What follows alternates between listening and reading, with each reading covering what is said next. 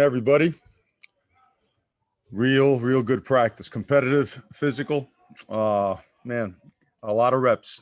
It's just one of our typical Tuesday, Wednesday practices during the year. Points of emphasis today were 2 minute, third down, red zone, both high and low, some short yardage stuff, some 2 point play stuff, with that being such a bigger factor now in the overtime scenarios. Also a ton of the usual stuff, the block destruction, the one-on-one, twos-on-twos, five-on-fours, and 7-on-7 run and pass both, as well as a team pass period in the high red zone. So really pleased with today's effort, with guys going out there and taking care of business. Certainly a lot of guys, after practice, excited for a lot of our players. In the next couple of days should be a really good day for the Ducks and their families. So questions? Let's start with Matt Preem, 247 Sports. Yeah, Mario, what's the format from the game perspective of rosters? Have you figured that out yet? And do you hope to maybe play a full game? Not sure. I know the first half will be exactly like a football game, whether it be, two different teams or offense and defense. Don't know. We're trying to see who's available, who's going to make it. We feel good about playing a real quality game, but not sure exactly if it's going to be two teams or offense and defense. Second half will be a running clock. Second half will be a thud format. First half will be live ball. Let's go to Dennis Dodd. Yeah. Hey, Mario. I wonder if you explain the process and Kayvon going from, his hand in the dirt to an edge linebacker, what the decision was there. And then have you given any thought to what it will be like for him, say, a year from now, when he is at the center of all the draft hype we're experiencing now? Well, Kayvon's doing the same thing this year they did last year for the most part. There's some wrinkles in the system and some things that involve him in just about everything we're doing. We feel he's the most disruptive player in college football, and he'll be used as such.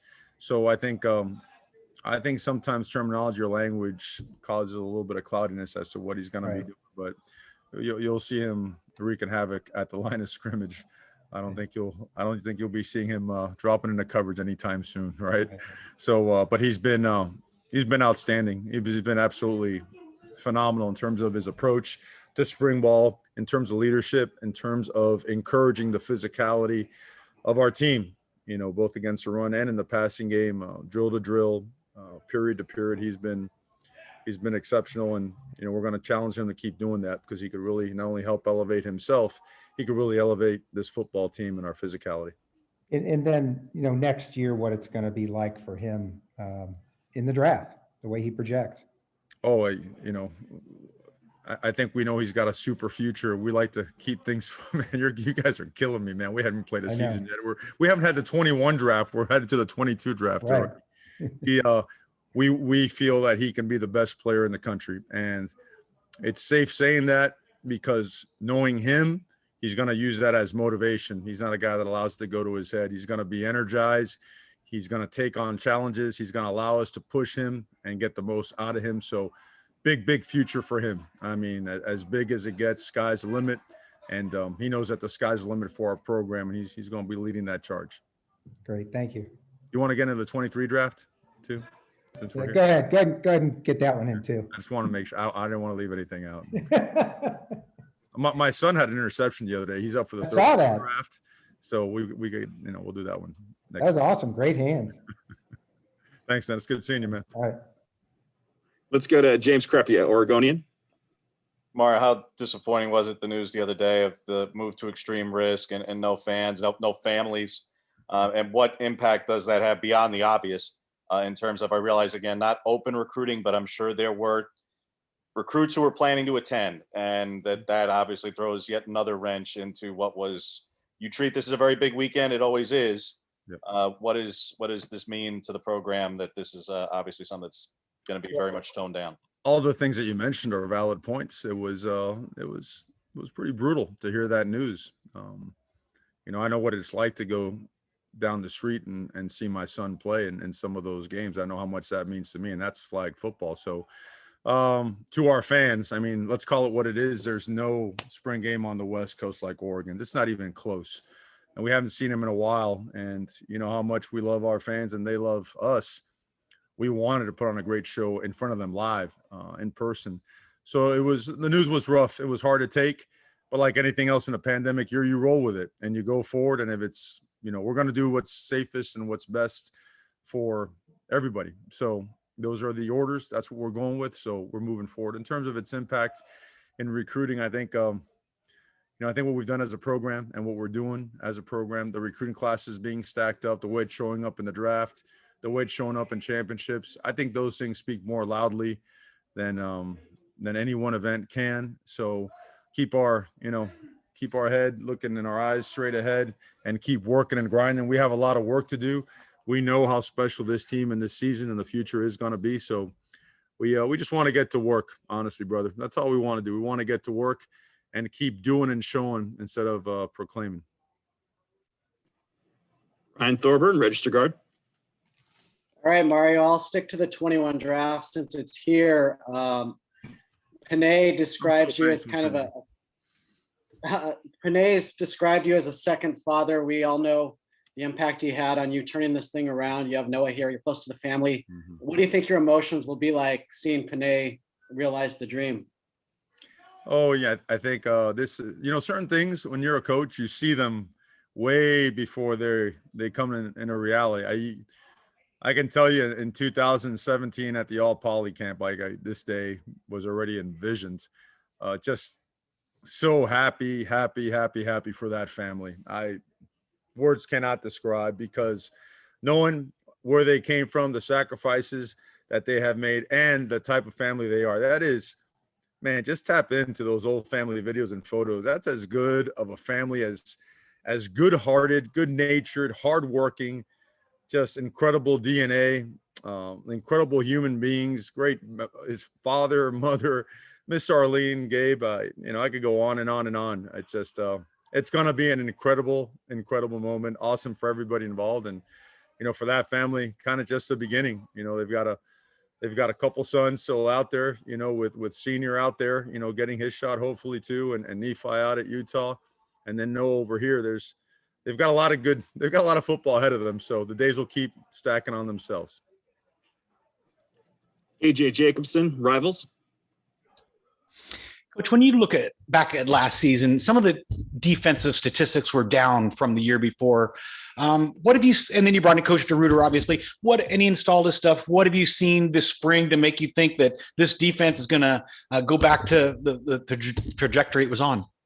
Yeah, last year that was we experienced a considerable drop in our run defense, and then of course points allowed in total defense. And you take a good hard look at what you can do to get better, and you don't blame a player or any coaches. You put upon yourselves as a program, all of us, and that's how we've approached it.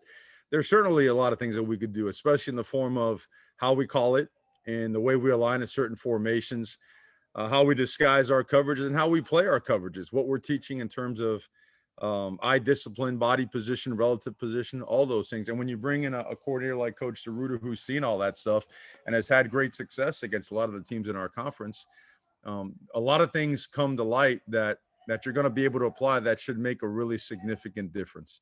And the most significant difference is us doing a better job coaching the physicality and demanding more physicality, and our players demanding more physicality from themselves.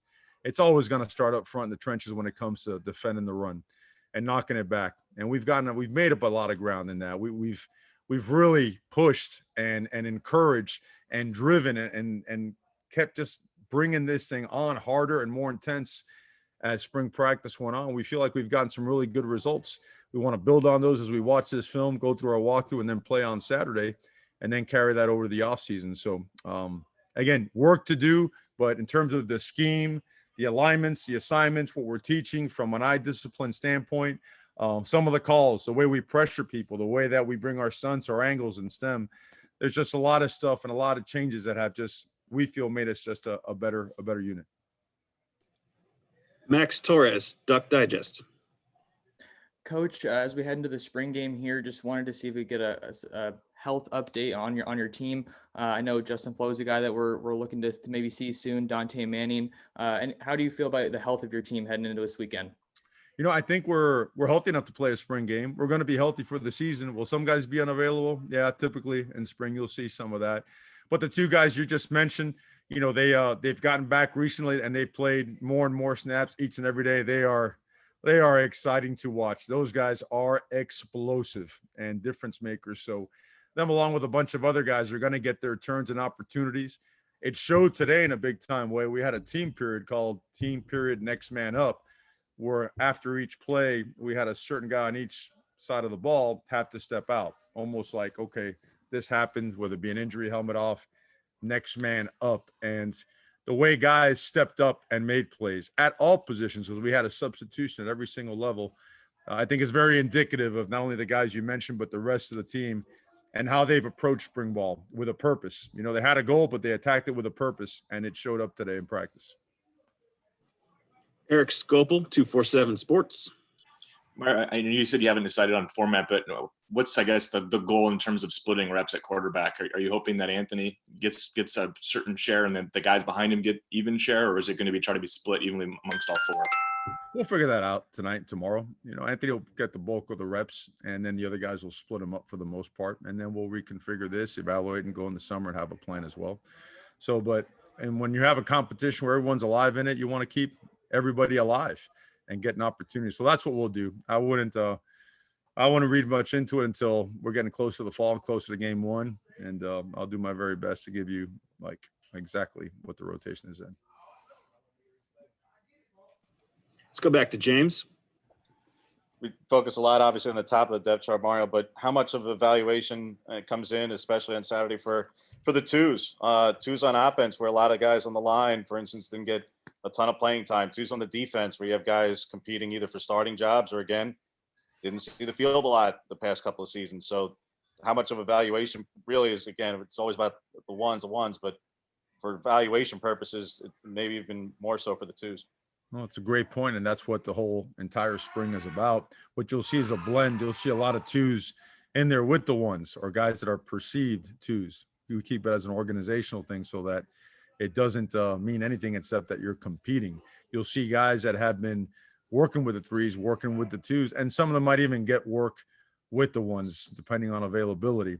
So you're going to see guys get opportunity. We've evaluated, I'll get the numbers logged up by the end of the weekend so that you get an idea of how rep intensive our spring practice has been. And when I say rep intensive, I'm talking not only from a team standpoint, from offense versus defense. I'm talking from all the unit work as well. When it's 7-on-7, 9-on-9, 5-on-4, you log a lot of reps, and you're going to see that same blend on Saturday to make sure we get the best chance to evaluate how our twos can fare against the ones, and whether guys that have been working as threes or maybe even fours can work their way into the 2 deep. Go ahead, Ryan. Mario, what have you learned about your team over 13 practices now that maybe you didn't know or weren't sure about a month ago? That we want to be really good. I felt like I kind of knew it, but wanted to see it shown by the guys in the way that we approach things, and just really, just in a day and age where, there's so much, I guess, talk, you want to be a part of an organization that is about action, and wanted to see it put into action on a daily basis. And we want to make sure that how we do anything is how we do everything, applying it to how we meet, how we walk through, how we handle our academics, how we handle ourselves off the field. Those were the things that we want to see. We want to build discipline, right? We want to make sure that we're not a team that's jumping off sides, all right? Or that's, avoiding pre-snap penalties. Still got some work to do in that department. Want to see how physical we can be. We made some strides. We still have to make more progress in that area. So I think we've taken a significant jump, and we must take another one in the offseason in the summertime. Matt Preem. Mario, so many times people watch a spring game and get excited about that performance, but it's also just one of 15 practices that happen for you. How much do you weigh what happens in a spring game against what happens in the 14 other days of practice?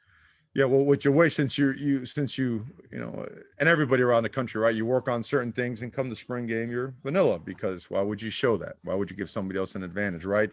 What you want to see are guys playing hard with great technique and fundamentals, and understanding exactly what we're doing, how we're doing it, and why we're doing it that way. And that's got to show on tape. I mean, At the end of the day, football's still about blocking and tackling and throwing and catching and running and all that stuff. And that's got to show up. You know, guys taking good angles to the ball, guys making good tackles, guys running their feet through contact, and playing hard, you know, playing a certain way and setting a standard for how we play. The scheme itself and what you use, I wouldn't, you know, there's some things that we've already done that you'll see. But overall, I wouldn't put much stock in that side of it. I wouldn't put much stock in that side of it as it relates to anybody in the country. But, you know, we are going to play football, and we're going to play competitive football. For us, there are no waste downs. There are no wasted days.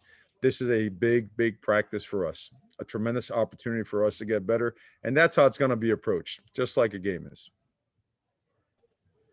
James? I had one Panay question for you, Mario. Back a while back, you'd said that his recruiting process gave you more gray hairs than anything else you experienced in your life and almost caused cardiac arrest for you. Now that he's at this point, can you expound on what about that recruiting process was clearly extremely stressful? It was a position that had to, you know, every team is built differently. I felt we needed a left tackle. And when you get one of those, I'm sure you'll see in the NFL draft. I mean, you've seen it for years. You've seen it for a long, long time. How that position, like any other game changer position, has an impact. Well, that was one that where we were going to be going and the type of quarterback we were going to have and the way we were going to run the football was going to be just monumental in terms of being able to change things and change things early, not develop over the course of 2 or 3 years. So that might explain, you know, it's important, man. You know how it is. I mean, there's positions on the field where if you sign a great wide receiver, guy could probably come in and play right away. They do all the time. Offensive linemen typically a little bit more time to be prepared, be ready, to mature physically well enough to be effective. This guy was going to be ready to go, and he was. So awesome stuff. Got time for a couple more for Coach. We'll go with Dylan of Ducks Digest. Coach, there's a couple guys on the defense that are kind of adjusting to new roles. One of the big headlines early in spring was Kayvon playing more of a true outside linebacker. And then Brian Addison is getting reps at corner. What have you seen from those guys adjusting to those roles? Well, the same thing we mentioned earlier about Kayvon. Kayvon's playing the same position he played last year. He might be named different, but same assignments, same disruptive nature of his position. Probably added more things to what he does. Brian Addison played a lot of safety in high school and had practiced with us at safety before. Where there's a need at that position, he has done really well in practice. And at wide receiver, we have some guys that have stepped in and done really well also. So it bodes well for us from a depth standpoint. Brian can really put himself in a position to compete for a starting job. I think he's pushing to try to do that. And we need a really big game out of him on Saturday. Our last question for Coach will go to Eric Scopel. Coach, you talked about some of the impacts of no fans just from a recruiting perspective, but how about just on a personal level from a player perspective? I know Anthony was talking about wanting his parents to be out here and they were planning on coming, and other players said something similar. How tough was it seeing them kind of have to make those changes last minute?